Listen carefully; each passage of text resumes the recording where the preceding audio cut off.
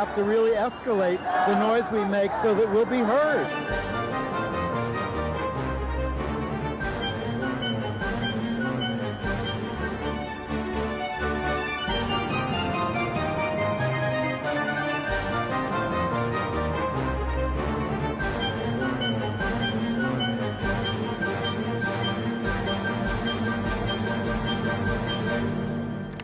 Welcome to Gay USA. I'm Andy Hum. I'm Ann Northrup. And it's official.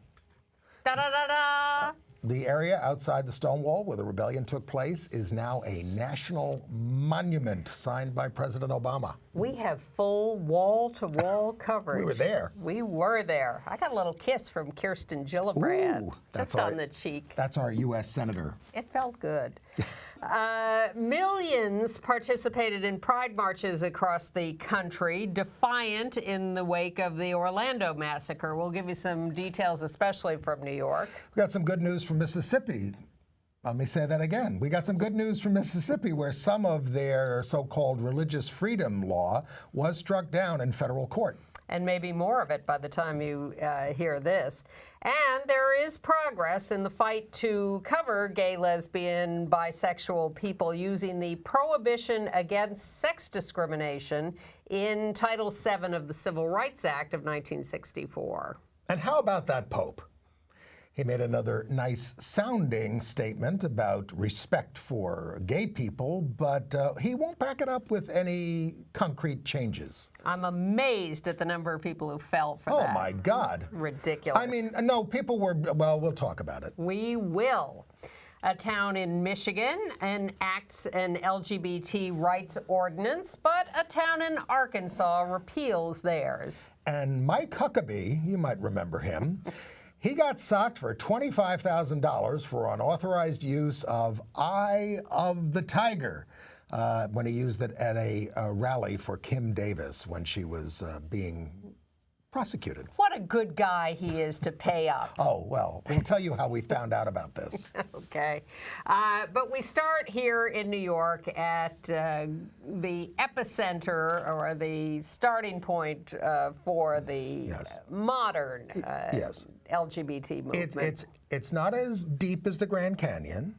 It's not as tall as the Statue of Liberty, but it is in the same category, a national monument declared by President Obama. Congress wouldn't act to make it a national park, but the Park Service will be running that area now as a national monument. And all the park rangers were there, and the politicians were there, and Stonewall veterans were there. Yeah, so this was outside the Stonewall Inn on Christopher Street at Sheridan Square here in New York City, where in June of 1969, the patrons of the bar fought back, and street people fought back after one too many raids by the New York City police trying to shut down the bar and harass 6 nights gay of people. rebellion. This thing went on for 6 nights. There are documentaries about it. You should know all about it. I hope you all know all about it. It is not the first time that gay people fought the cops. There was Compton Cafeteria and the riot there people in California, yes. 1966. And certainly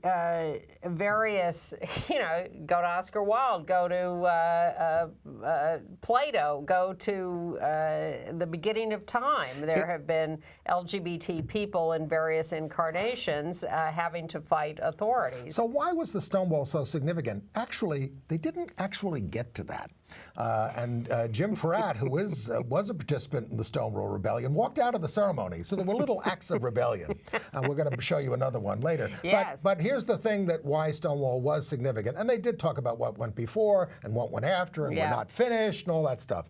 But the Stonewall Rebellion was so significant because it led to immediate, militant, ongoing organizing that didn't stop. David Carter, who wrote the book on Stonewall, said, at the time of Stonewall, there were like 30 gay groups in the country. 2 years later, there were 1,500 groups in the United States. That's what the significance of Stonewall is. And of course, it happened in the context of the women's movement, the anti-war movement, the civil rights movement, all these things bubbled up. And a lot of the people who did the organizing afterwards had already been involved in these movements and now Absolutely. said, our time has come. Yes. And that's why it happened. And movements learned from each other and built on each other, and there was cross-membership, of course, in all these movements. Yes, ongoing meetings, actions, zaps, taking over the Marriage Bureau in New York, attacks on corporations for discrimination, on and on and on. Right. All of that did start in an ongoing, organized way from the Stonewall Rebellion. I mean, the Gay Liberation Front was founded on the third night of the rebellion, during the rebellion. So we have a picture of one of the Stonewall participants, Tommy Lanigan Schmidt, who spoke at the ceremony. There he is. And he spoke, he painted the picture of what the bar was like back in 1969. Tommy takes a very romantic view that, and perhaps, I mean, it's all very hard to sort out why everything happened, but he says, this is a place, first of all, he said it was a dingy place. It was a mafia-run bar, but we were allowed to slow dance, and this was the only place that we were allowed to touch each other in a public place and go to. And he says he thinks that taking that away from us is part of what sparked the rebellion. That's his view. Well, there was a lot of rage at lack of respect and at the kind of abuse that people were subjected to on an ongoing basis. And the people were just fed up and had had enough. I like seeing him there at a lectern behind the National Park Service sign. It was quite a turnout of politicians at this ceremony. Valerie Jarrett was there from the White House. Sally Jewell, We have a picture of everybody. Why don't we get it up? Yes, as they unveiled the sign about the monument. There it is. Okay, so there's Carolyn Maloney on the far left. And next to Edie Windsor. Now, Edie Windsor, let's slow down. Edie Windsor leads us in the Pledge of Allegiance. And she's 87 years old, so she left out under God, because that's the way you learned it when she was a kid. And I thought that was terrific. Fantastic. And there's Jerry Nadler, who just got renominated for Congress. And now, behind... let me just say about Jerry Nadler. Jerry Nadler is there in the blue suit right next to the sign. This would not have happened without Jerry Nadler, and I'm not just taking his part. This had to be coordinated at the local level to get all the local groups and local community to agree to give a city park, Christopher Park, which is right there, to the federal government. And you had to get the neighborhood to buy in, you had to get activists to buy in, and Jerry is credited with quarterbacking this. So the tall white guy in the back behind Jerry is the mayor of New York, Bill de Blasio, and the African-American woman in front of him is his wife, Shirlane McCrae, ex-lesbian. Well, I know she's an ex-lesbian, but she was an out lesbian activist back in the day. I think she sort of flirted with a current description of herself as bisexual. Good. Yeah. And then there's directly behind Jerry is Corey Johnson, who's the council member who was not born when the Stonewall happened, and who talks about when he was 18, the first time he went to the city, the first place he went was Christopher Street. He says, I didn't even know where the Stonewall was. I just knew I had to go to Christopher Street. And then in the middle, with the pink scarf around her neck, is the Secretary of the Interior, Sally Jewell. And she's a cross-dresser. She emphasizes the fact that she wears pants, and that, which is a form of liberation. Women can wear pants. Yes. And next to her, on the right of her, is the guy in the ranger hat. He is the director of the National Park Service. That's Jarvis, yes. And then Valerie Jarrett in the lovely blue dress or suit or whatever that is, with the lighter blue scarf around her neck, looking very cute from the White House. She's like our biggest friend in the White House. Everything pro-LGBT that has come out of the White House has come through Valerie Jarrett. And then there's State Senator Brad Hoylman there next to Valerie Jarrett. And Brad gets up and says, President Obama, who just signed this, is our first gay president. Well, there you are. And right next to him, the woman in front of him is Deborah Glick, who was the first out elected lesbian or gay person to the New York State Legislature in 1990. So quite a crowd, yeah. A lot of history, and every last one of them spoke for at least an hour. No. It did go on and on and on. There was too little speaking by Stonewall vets and Octavia activists. Lewis, the transgender activist, did Yes. speak very well. Actually, Yep. Octavia did a great thing. And keep this in mind when you're doing any public speaking. Listen to what other people say and add to it. Don't just say the same thing that they said. And she sort of dialogued with what everybody else had said. That was good. Yes, it was good. And there was another act of rebellion. Yeah. Some people got it in their minds to unfurl a banner at this thing, totally unauthorized. Can we take a look at that? It's a Queer Nation banner made by Gilbert Baker, of course, and it says "equal in every way." Sadly, Ann Northrup on the left is cut out of the picture, but there's That's our friend Shep Wanan. There's a member of GOAL, the Gay Officers Action League, and others who just picked up the slack. And they let us stand there the entire time with this banner, which was unplanned. If they tried to get us to leave, we would have started another rebellion. But the message of the banner is that we see ourselves as equal in every way, but we are not. The Queer Nation tagline is equal in every way except under the law.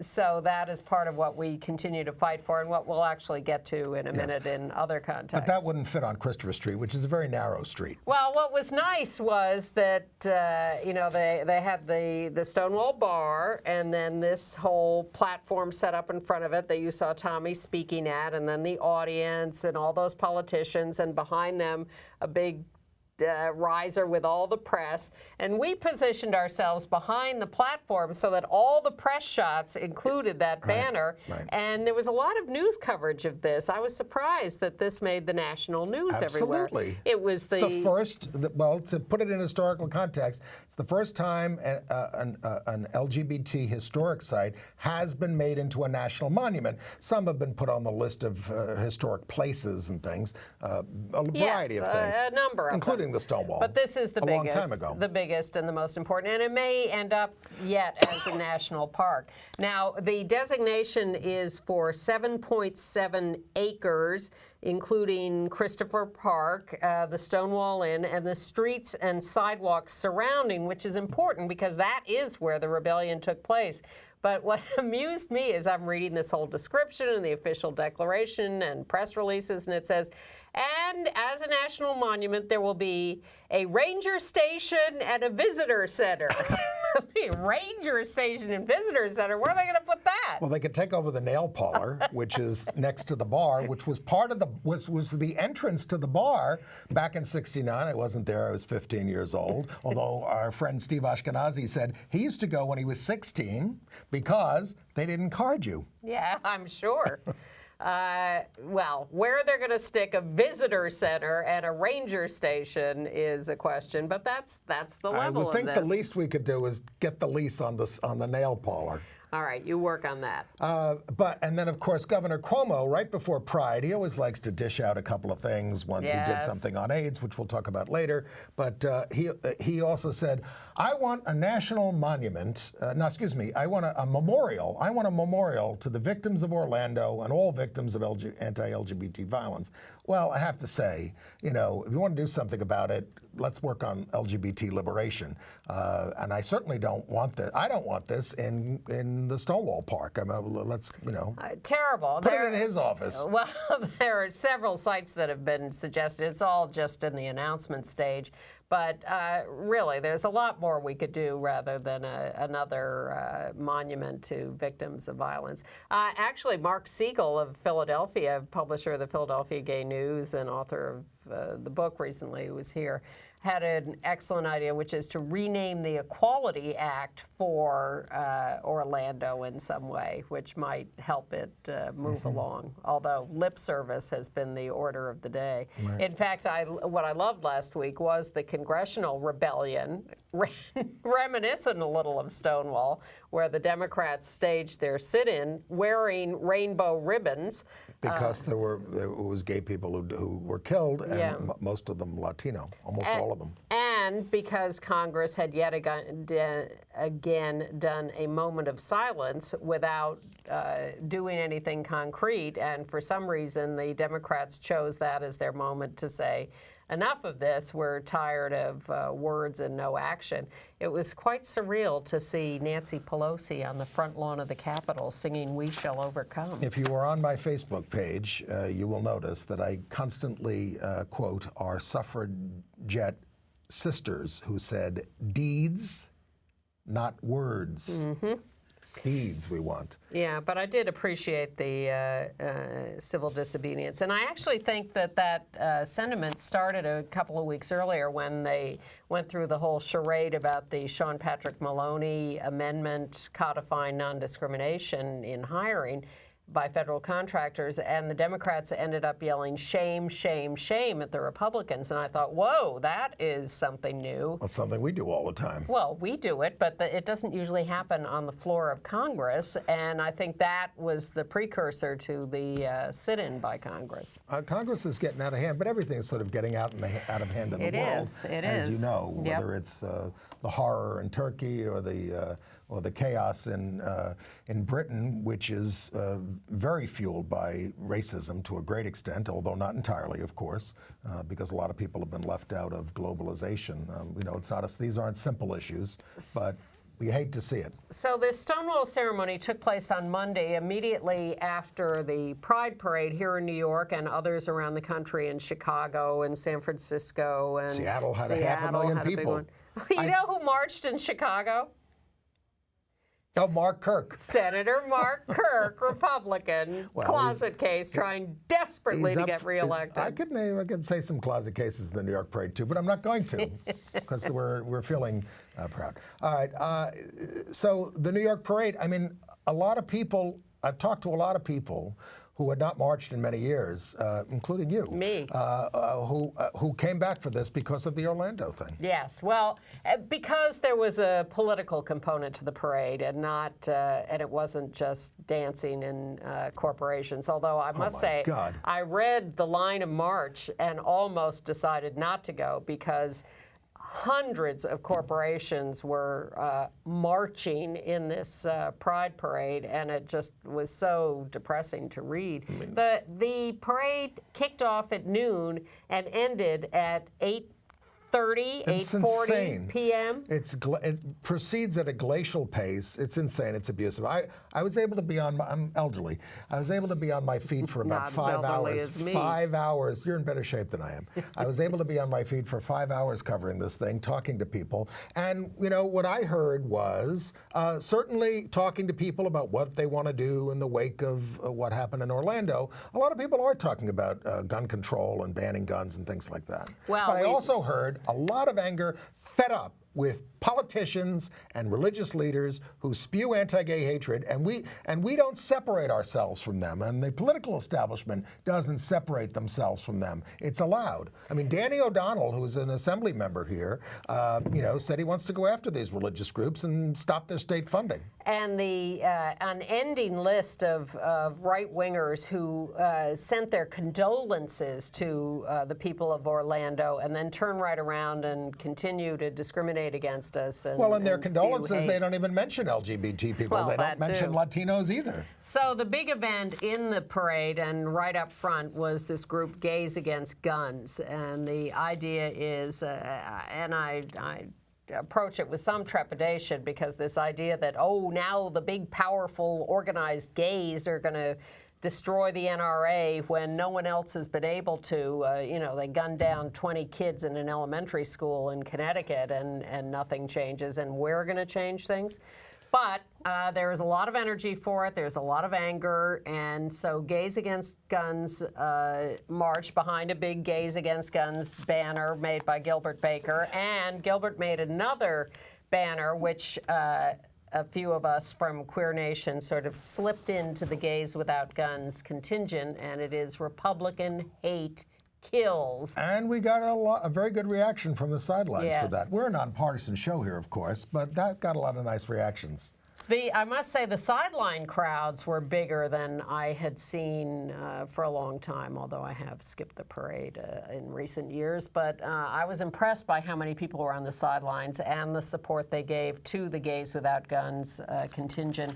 And front page of the New York Times. If you can get a shot of this, yeah, there's, well, there it is. Well, they had arranged for 49 people to wear white, including white veils, and with pictures around their necks to represent the 49 people killed. One of whom was Orlando. Alan Cumming, but we don't know where he was because He was one of the marchers, not one of the people killed. No, one of the people who was marching in white. That's what I meant, of course. And that image is going to be carried through. They're going to do more demonstrations. So Gays Without Guns now exists as Gays Against Guns. Gays Against Guns, thank you. There are some gays with guns. They're called the Pink Pistols. Well, that's a little dicey fight that's going on. But Gays Against Guns is an ongoing group. They have a website. They're starting to do actions. And Queer Nation is also meeting and putting together actions relevant, related, tangential. The idea is to fight homophobia, fight gun violence, fight all this stuff. Fight male violence is one of the big themes. Yes. But to get organized and get moving again. We've been a little too passive lately, and we want to get out in the streets and do stuff. The other thing I noticed in the parade is what I noticed, because I've been to, this was my 43rd straight one, so to speak, and the emergence of conservative institutions where people are out, certainly police and firefighters and things like that. But look, there was a FBI, FBI had a contingent in the parade. They had 50 people. And the woman who heads the New York office said, we're not the old FBI. Well, I should hope not. J. Edgar Hoover's turning over in his grave, in his closeted grave. Usually they just show up anonymously at our meetings. That's right. And try to disrupt us. The FBI. And then we have another picture there of there was a big contingent from the Gay Officers Action League of 300 uniformed officers, two of whom, and they were carrying their banner, were the first out trans cops in the parade. And they made a little handmade banner that said trans officers. And wow, I mean, it's served with pride. And to continue on the Orlando theme, I was along the sidelines. There was this guy holding a banner with pictures of all of the people who died at the Pulse. I thought, is this something everybody has? No. The guy on the right there, his name was Joseph Santiago, 25 years old. He just moved to New York from Orlando, June 7th, and he pointed to 5 of the people on that banner who he was personal friends with, who died in that catastrophe. So it was quite moving. Yeah, getting less publicity as all this went on were the 2 of the Grand Marshals, Jazz Jennings, who's the star of the I Am Jazz show and a great transgender teen activist, and Suri Nahi from Syria. Yes, who I saw featured at the Logo Trailblazers Awards over the weekend, who has an amazing story of having come out of Syria as an out gay man and the work he is doing with refugees. He was also a Grand Marshal. And I went to the Dyke March the night before, Saturday night. God. How was that? I had to hand out flyers for the Queer Nation meeting.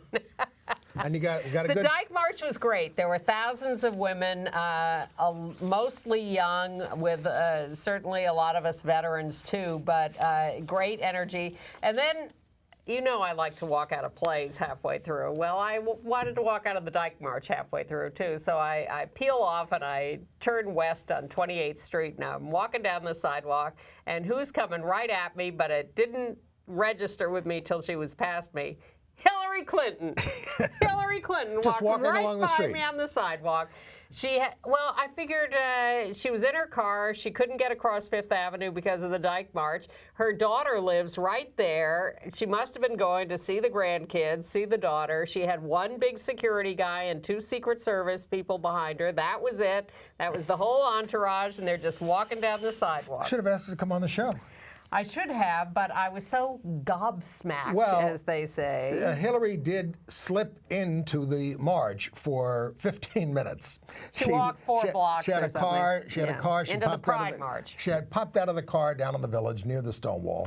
Popped into the march. I guess it's better that she did that than not show up. Donald Trump was not in the Pride March, And you can't miss him if he's there. And he has been asked formally about his opinion on the Equality Act and has not replied. All right. We report, you decide. All right. Do you want to talk a little bit about Orlando, or go to any of that stuff, or? I was going to go to legislation, Let's do stuff then. like that. Let's do. Okay. In Pennsylvania, the Senate committee there passed a sexual orientation, gender identity, non-discrimination law for housing and employment. But one senator in the full Senate is stalling this and holding it up. They've been fighting for non-discrimination laws in Pennsylvania for a long time. They're having demonstrations in Harrisburg, but it is stalled at the moment. Something very disturbing in North Carolina. We were hoping they would just get rid of their stupid anti-LGBT law, but they're trying to work some real horrible compromise. I understand in response mainly to the National Basketball Association threatening to pull out the All-Star game from Charlotte next year. So somebody, drafted what they thought was a compromise, and every advocate is saying, forget about it. That's not going to help. It's no good. But meanwhile, a federal court there is letting the Department of Justice keep sending millions of dollars to North Carolina under the Violence Against Women Act, even though the Department of Justice is suing the state over this HB2. And there are specific legal provisions that say if you are suing the state over this, the money gets cut off. But both the Department of Justice and the state asked for the funding to continue, and the court said, well, I really shouldn't be doing this, but I will let the funding continue because otherwise too many people will be harmed. Okay. We did make some progress this week with the whole idea of anti-gay or bisexual or lesbian discrimination. Transgender is another matter, and that's being handled differently. Is sex discrimination under the Civil Rights Act of 1964. We had the first settlement in a lawsuit where this was raised as an issue. Now, of course, when you make a settlement, you're not admitting any wrongdoing, but they must have thought they were going to lose at the EEOC. And this was a case against the pallet companies. A lesbian had been bashed at work, harassed and gay bashed.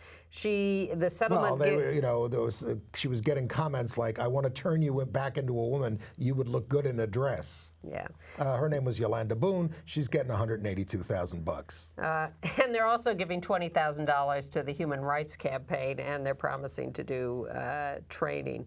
But they didn't do anything wrong.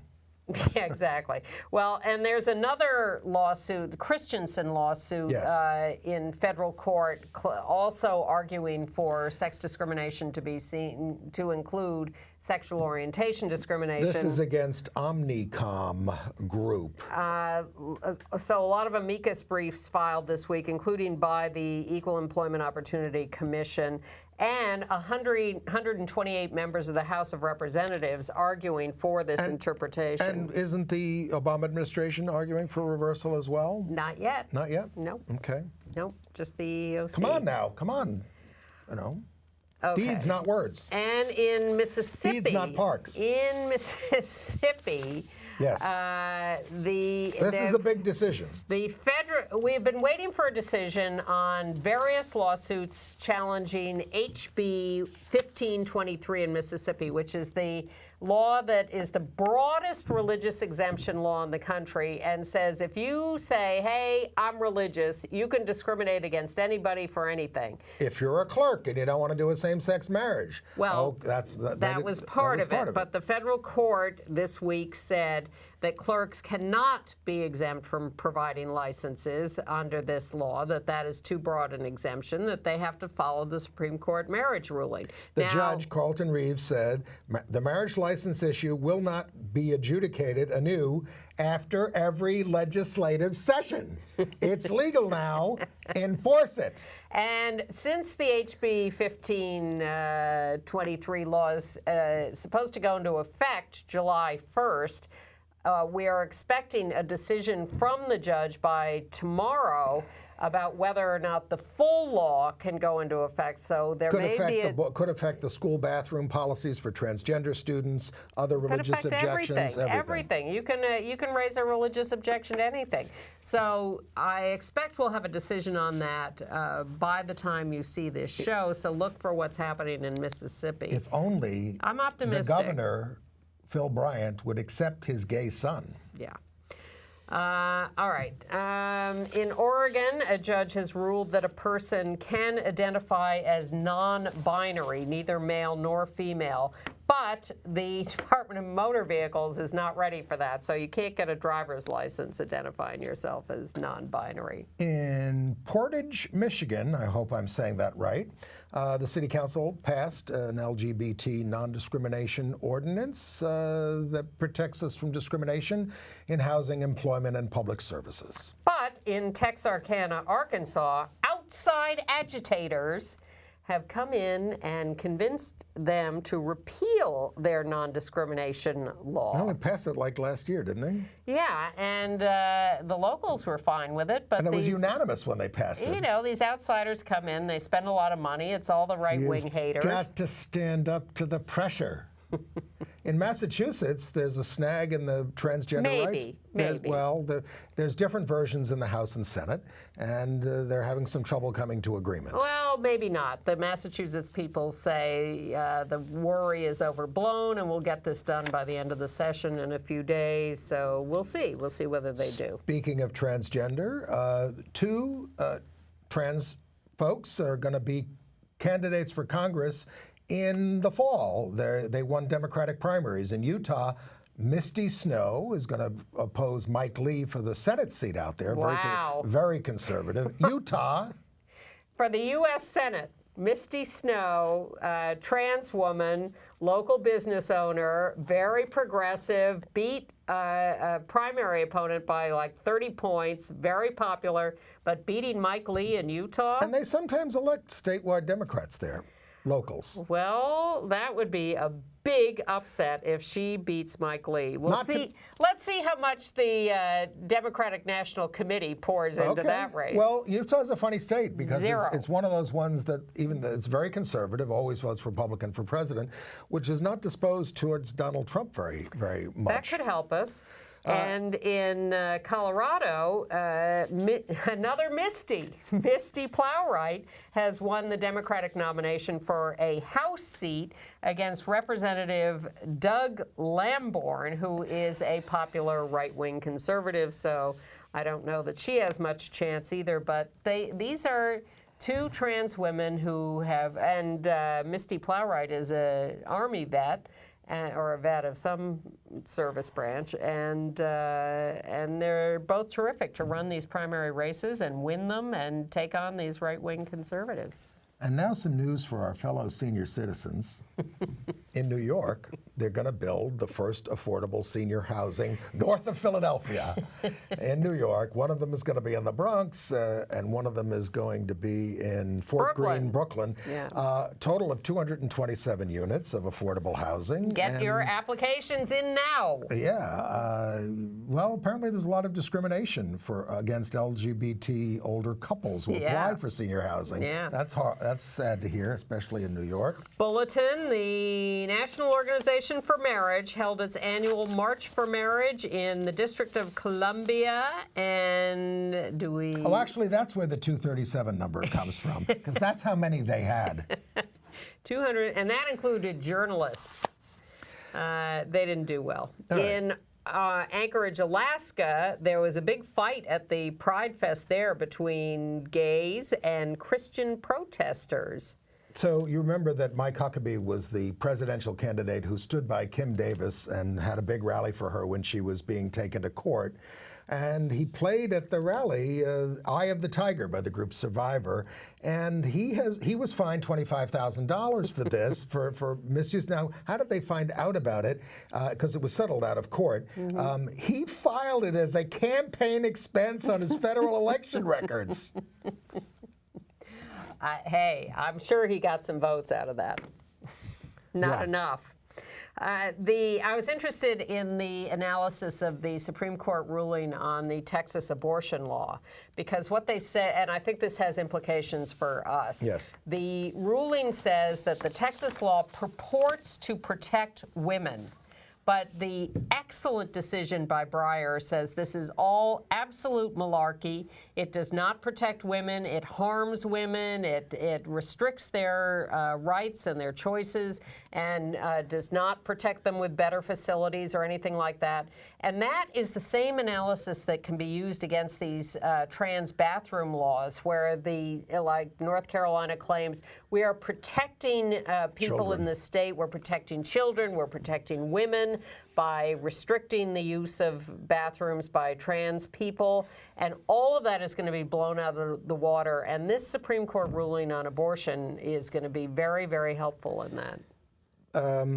And the court also rejected appeals from Wisconsin and Mississippi over laws that would require abortion providers having admitting privileges at a hospital near their clinic. Following on the Texas decision. Yes. Oh, we buried the lead. We're expecting this week, possibly, the rumors are a little shaky, that the Department of Defense will officially lift its ban on open service by transgender individuals. The rumor is they're going to do it by July 1st.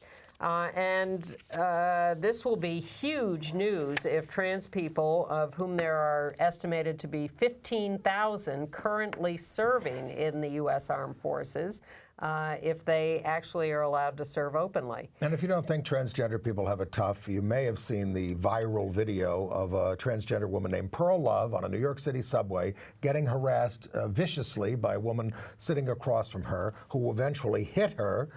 So that woman who hit her is going to have her day in court on July the 6th. And we're going to have a demonstration by Everything Transgender in NYC on July 6th at One Police Plaza at 5:30 p.m. It is expected that the perpetrator here, her name is Sarah Eldridge, will be ordered to undergo anger management for a total of 4 hours. She needs 4 years of therapy. Well, she keeps saying that she's the victim. Yeah. And she's sitting on a subway. Meanwhile, just one footnote on the military story. The Navy is urging thousands of people who were discharged inappropriately, given dishonorable discharges because they were LGBT, to appeal those discharges. They can get their records changed. They can get benefits they're entitled to. And they say even if misconduct was alleged, clearly, a lot of that was about just being gay and lesbian, bisexual, transgendered, and that can be appealed. So if you are sitting there with a dishonorable discharge, consider appealing that. And by the way, there was another Supreme Court victory, big one this week, over discrimination based on religious objections in the public sphere. Pharmacies that don't want to dispense contraceptives and things, and the justices said, no, you gotta, you can't do that, and they are enforcing Washington's law that says if you're running a pharmacy, you got to give people whatever they're prescribed. And the court in Virginia has ordered the school to let trans man Gavin Grimm use the boys' bathroom, even though the state is trying to appeal their ruling in his favor to the Supreme Court. The federal court says you're not keeping him from the bathroom while you institute that appeal. He gets to use the boys' room. There was a great crowd out in Seattle for Pride, but afterwards there was, in the Capitol Hill neighborhood, an assailant who shouted, "Hey, happy Pride," before attacking a man, grabbing him by the throat, beating him further, leaving him unconscious. The victim drove home after coming to. A friend drove him to the hospital. Police are looking for a white man in his 20s. And in New York City, a 25-year-old man was leaving a gay bar in Hell's Kitchen, says he was drugged, assaulted with a popper, which knocked him out, and taken elsewhere and raped. And bars in Manhattan and Brooklyn say they have been getting threatening calls after Orlando. And speaking of Orlando, we should just, a couple of items that came up this week. As of, well, we haven't done a show since then, but as of June 22nd, all 49 bodies were finally claimed. One father apparently wouldn't claim his son because he was so ashamed that his son was gay. And so the authorities had to let other family members pick him up. That shows how much work we have to do. I thought we were beyond that. What else? Patty Sheehan read the riot act to Marco Rubio, who, over this whole thing, who won't vote for it. And then, the FBI is making these official statements saying, we are finding no evidence that Omar Mateen had any connection to gay stuff, gay apps, gay anything. But there are so many personal witnesses who say, I don't know what they're doing here. I saw the guy in the bar. I talked to him on this chat thing or whatever. I don't know what's going on. Are they trying to develop another narrative here? We're not trying. We're not invested in any narrative. I think the main thing seems to be that the guy was mentally ill. Some viewers have written, you're not dealing with the fact that he was an Islamic terrorist. Well, I think the guy was nuts, and that's what brought this about and made him fixate on us. Yeah. In happier news, in Missouri, they held their local Miss Missouri contest, and the winner is an out lesbian, Erin O'Flaherty. We do have a picture of her. She will be competing in the Miss America pageant in Atlantic City in September. There she is in the middle, winning her crown. Yeah. Her platform is suicide prevention. A friend of hers in high school committed suicide. She was also Miss University of Central Florida, which has been involved in heavily in the Orlando things. She runs a clothes boutique, and she's a singer. Keep an eye on Miss Missouri and the Miss America pageant. And I think it looks like we have our guest. Our guest is Come here. on in. Come on in. Join us. Eliel Cruz, Executive Director of Faith in America. Got a little delayed, but has joined us. Nice to meet you. Hi. Come on in. To meet each other. Just in time. We're just getting to international news. And we asked you here to talk about the Pope and related subjects. So, the Pope, tell us what you heard the Pope say this week. So the Pope on the papal plane was asked about actually a different cardinal's comments, saying that the church needed to apologize to gays and lesbians. A German cardinal named Reinhold Marx. Cardinal Marx. And this was after Orlando. So he was asked about those comments, and he kind of echoed the statement saying that he agreed with the cardinal, saying that we do need to apologize, but we also need to apologize to people that we've also marginalized, the poor, women. I think he says something about weapons of communities that have blessed weapons of mass destruction. So he kind of child labor. So he kind of lumped in the LGBT community in the apology. I thought he kissed it off. He kind of lumped it into a large. Changed the subject, but he also goes back to what he always says, which is that we should be respected. It's in the Catechism, and accompanied pastorally.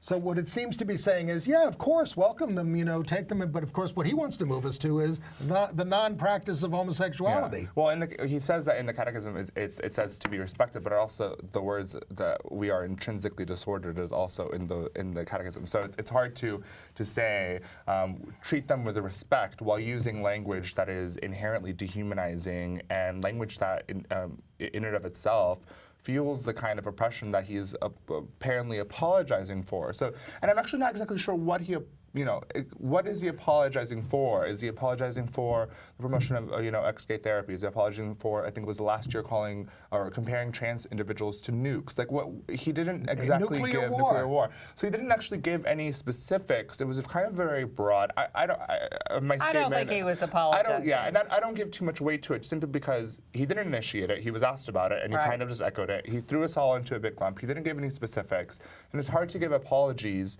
to the community that you refuse to evaluate how you're oppressing them actively now today. But Eliel, he got headlines around the world saying Pope asks for forgiveness from gays, and we have people in our own community who said, this is, I'm so moved by this. This is such tremendous progress. And I'm like, again, I've repeated the phrase. We have fights with people on the street about this. Yeah. Well, see, I do want to say it is some progress to have a pope have any kind of language that isn't just oppressive of LGBT people. He is. You have in a and of low itself. bar. Well, you also have, the Catholic Church, which is a massive institution. Institutions don't change overnight. He's a new pope compared to how long they stay around. And he does. He actually said he doesn't want to stay there. Eliel, we'll see. Eliel.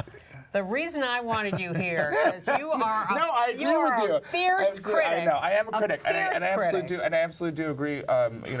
In my statement and my writings, I definitely am extremely critical. I do understand that it does take time to change, but I don't think that his words are actually backed up with any actions to change.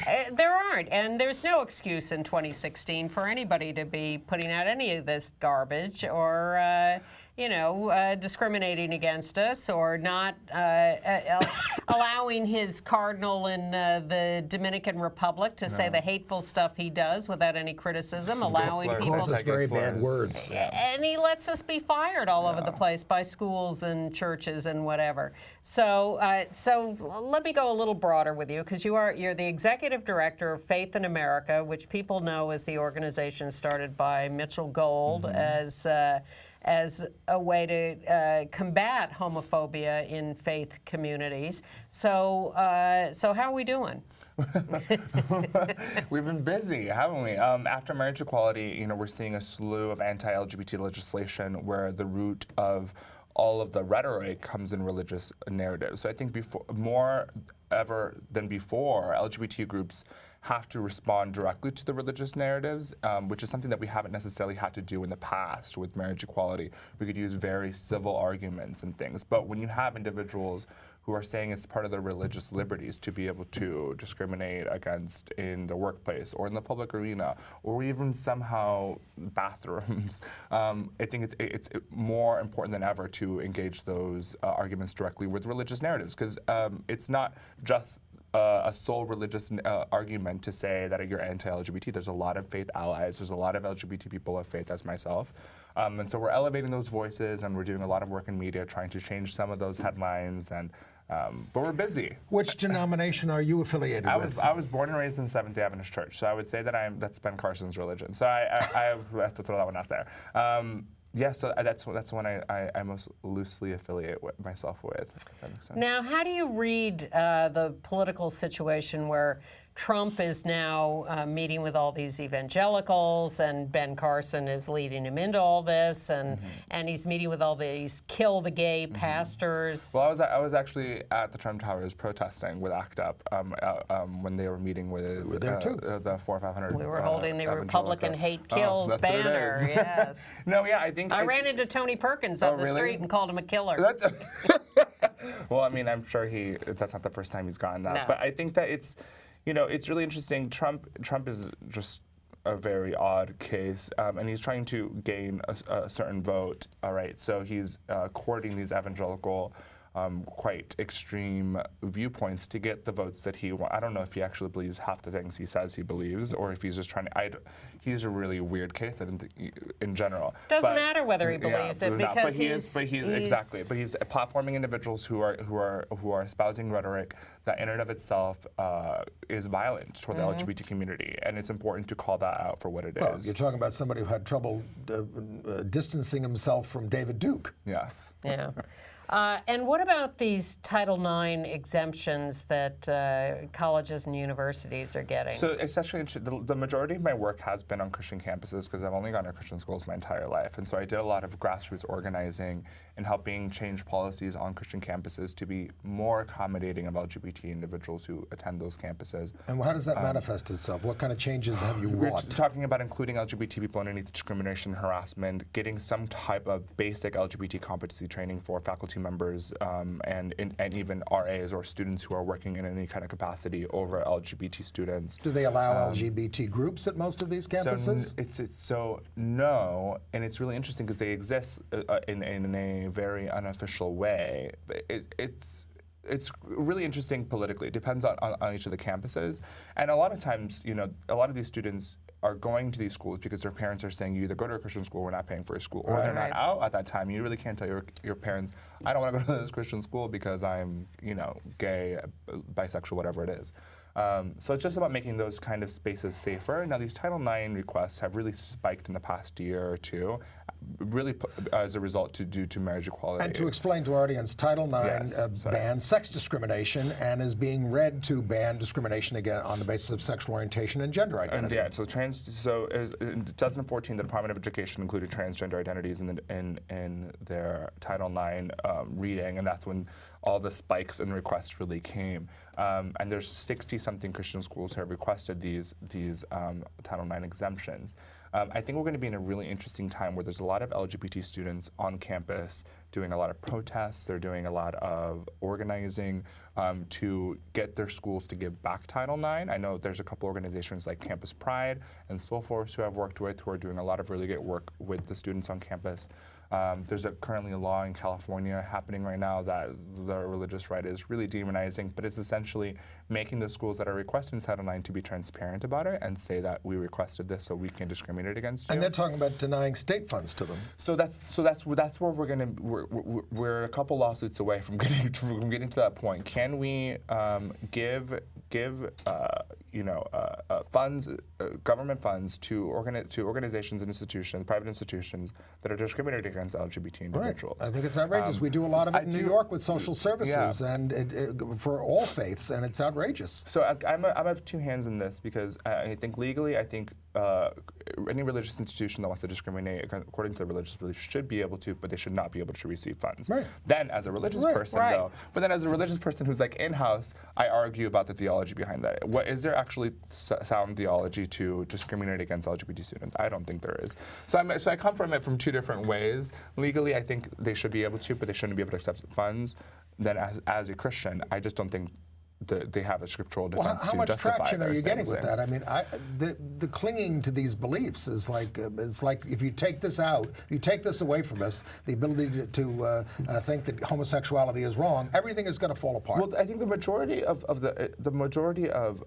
the requests are coming mainly because of transgender identities. And if you start poking into any of the denominations, any of the large denominations, there's very little theological research, at least officially done, on trans identities to justify their anti-trans stance. There's technically more anti-gay theology out there than there is anti-trans. So it's really coming not from a theological dug up standpoint. a few things, and the Vatican has condemned trans identity. The Vatican, yeah. I mean, there's been a few statements, but there's very little compared to anti-gay theology and statements there are in denominations, mainly because there isn't the scriptural backing like some would claim there is against homosexuality, right? Some would claim that there's a few verses, 5 or 6 verses that are against homosexuality. I disagree with them, but there's nothing in Scripture that even suggests trans identities. I'm surprised. So it's really interesting to see where we are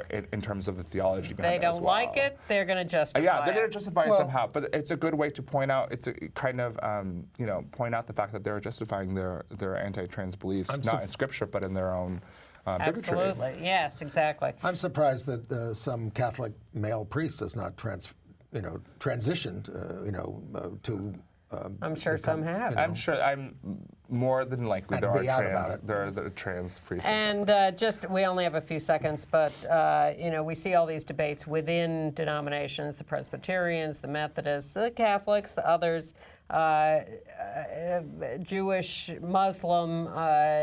Do you see it in general as making progress? Are we going to get somewhere? Absolutely. We're in a really critical time where I think society, specifically our legal system, is pushing denominations to have to respond to things faster than they would normally. Usually this takes a lot longer of a time to even begin to have these conversations, but because of the law, how quickly the LGBT rights movement are able to achieve certain civil rights in the court system, denominations and religious institutions are having to respond just as quickly. So I think we're at a pivotal time. Where can people learn more about Faith in America? faithinamerica.org. Okay. Have we had that up on the screen the Thanks, whole time? Elliot. Thank you for having Next me. time, more time. Yes, I appreciate Okay. it. You can sit with us, and if you hear anything here that interests you, you can chime in. Feel free to comment, Feel but we free have to- some more Thank you, news I to get appreciate through. Okay, thank you. Okay. Bye. International news. They took the advisory vote on marriage and civil unions in Bermuda. It turns out they didn't have enough votes to make it count at all, even though it was only advisory to begin with. Some thought, but we lost. The premier said, all you closet cases in Parliament opposing this, what the hell is with you? Yeah, and everyone else said, your homophobic wife made you have this referendum in the first place, which was unnecessary, and you should just go by the court decision, which says there should be marriage. In the Czech Republic, gays and lesbians registered in partnerships. Actually, they allow individual gays and lesbians to adopt, but not couples. Well, now if you're in a couple, you can adopt as an individual. People, I'm not kidding, people are concerned that the Brexit vote is going to make homophobia more prevalent. It has. Yeah, and that the EU will not be as strong against homophobia. They were chanting at people after the Pride Festival, the drunkenly, rule Britannia, Britannia rules the waves. First we'll get the Poles, then the gays. This is this is happening all over the country. It's like unleashed, all this. Don't let it happen here. In Istanbul, the government did ban the Pride March that was supposed to take place this weekend. Gays showed up anyway there, and they dispersed throughout the city, which was a good thing to have a presence widely. The cops say they shot it down because they were afraid of violence, and given the massacre at the airport, one says, well, maybe. Horrible thing in Istanbul. The killer in Israel who killed young Shira Banki, 16, at the Pride Parade in Jerusalem, got life imprisonment plus 31 years. Gay men in the Ivory Coast say they've been assaulted and forced to flee their homes because the U.S. Embassy put their pictures up after they signed a condolence book for the victims of Orlando. India, they're still trying to get to decriminalize homosexuality after it was and then it wasn't. Some celebrities came out and filed a petition with the court, but the court said, no, we're not going to hear them just because they're personally involved. Pakistan has cautiously, they've a religious decree says that transgender folks can marry, but those with visible signs of both genders may not marry. If you can pass, you can marry, but if you're ambiguous, forget it. Shall we move on? Sure. In New York State, the governor has expanded AIDS-related benefits. Maybe. Well, this is saying you can get housing benefits. You don't have to have an AIDS diagnosis. You just have to have HIV. Yeah. And that's a big breakthrough, something the movement's been working for many, many years. Yeah. And in entertainment news, there are some interesting film festivals coming up in LA and Philadelphia, Outfest, Q-Flix, but the best one is going to be in Cherry Grove on Fire Island, the Outtakes Film Festival, July 15 through 17. All films shot in Cherry Grove and put together by our friend Lee Sharmat. Restored masterpieces, home movies, documentaries. Look forward to it. Outtakes Film Festival in Cherry Grove. And William Finn's musical Falsettos is coming back to Broadway in September at the Walter Kerr with Andrew Rannells of Girls as Whizzer and Christian Borle as Marvin. I love that play. Well, that's a nice cast. And there's a new series running online called We've Been Around that's 6 5-minute episodes on trans stories. We'vebeenaround.com. And that about sums it up. It was a heck of a week. And yeah, we're exhausted. Stay tuned to Gays Against Guns and Queer Nation, and get back into organizing and action. Get on our email list and we'll send you notices of these things. And just go to our website, www.gayusatv.org. And we will see you next week with updates on all of this. Bye-bye.